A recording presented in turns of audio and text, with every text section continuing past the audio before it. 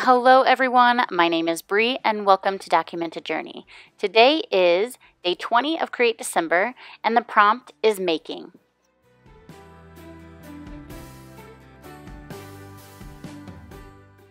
Today I am working in my recipe book. This is where I put all my favorite recipes, and I have been searching high and low for my favorite chocolate chip recipe. I love chocolate chip cookies, and so I have made many of them to try and figure out which ones I like the best, and these are it. The recipe will be linked for you in the description box.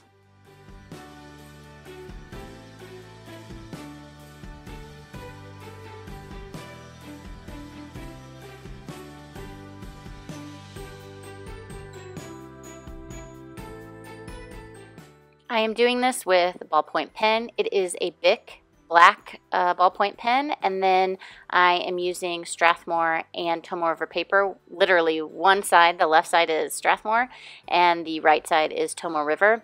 This is a handbound journal that I make, that I create and sell in my Etsy shop, and the size that I'm using is the signature size, and the cover I have on it is the Mitzvah leather by Sojourner.